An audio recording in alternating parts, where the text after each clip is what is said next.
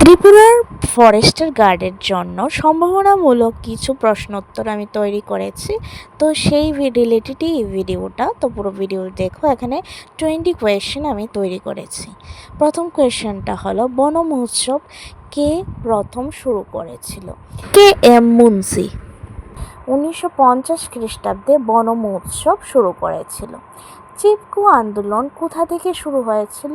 চিপকো আন্দোলন শুরু হয়েছিল চামোলি গ্রাম, উত্তরাখণ্ড থেকে শুরু হয়েছিল। উত্তরাখণ্ডের চামোলি গ্রামে প্রথম চিপকো আন্দোলন শুরু হয়েছিল।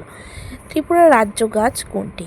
ত্রিপুরার রাজ্য গাছের নাম হলো আগর গাছ। ত্রিপুরার রাজ্য পশুর নাম কি? ত্রিপুরার রাজ্য পশুর নাম হলো চশমা বানর।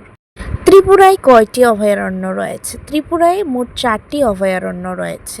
অভয়ারণ্যগুলির নাম হলো সিপাহীজলা অভয়ারণ্য, তৃষ্ণা অভয়ারণ্য, রুয়া অভয়ারণ্য, গোমতী অভয়ারণ্য। প্রজেক্ট টাইগার কবে থেকে শুরু হয়েছিল? প্রজেক্ট টাইগারটা শুরু হয়েছিল 1973 সালে। আগর গাছ কেন বিখ্যাত? আগর গাছ সুগন্ধির জন্য, আতর তৈরির জন্য খুবই বিখ্যাত। নীরমহল কোন হ্রদে অবস্থিত? নীরমহল রুদ্রসাগর হ্রদে অবস্থিত। ত্রিপুরার বৃহত্তম নদী কোনটি? ত্রিপুরার বৃহত্তম নদী হলো গোমতী নদী। ত্রিপুরার বনভূমির পরিমাণ কত? ত্রিপুরার বনভূমির পরিমাণ প্রায় 60%। সিপাহীজলা অভয়ারণ্য কিসের জন্য বিখ্যাত? সিপাহীজলা অভয়ারণ্য চশমা বানরের জন্য খুবই বিখ্যাত। ওয়াইল্ড লাইফ প্রোটেকশন অ্যাক্ট কবে শুরু হয়েছিল? 1972 খ্রিস্টাব্দে ওয়াইল্ড লাইফ প্রোটেকশন অ্যাক্ট শুরু হয়েছিল।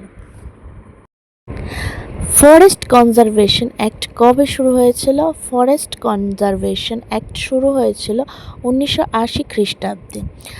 IUCN এর সম্পূর্ণ নাম কি? IUCN এর সম্পূর্ণ নাম হলো international union for conservation of nature. Red data বুকে কি থাকে? অর্থাৎ রেড ডাটা বুক কি? বিলুপ্ত প্রায় প্রাণীদের, যেই প্রাণীগুলি বিলুপ্ত হয়ে গেছে তাদের তালিকা উল্লেখ থাকে রেড ডাটা বুকে। মাটি ক্ষয় রোধের সেরা উপায় কোনটি? বনায়ন করা গাছ লাগানো হলো মাটি ক্ষয় রোধের সেরা উপায়। ভারতের প্রথম জাতীয় উদ্যান কোনটি? জিম করবেট হলো ভারতের প্রথম জাতীয় উদ্যান, যেটি উত্তরাখণ্ডে অবস্থিত।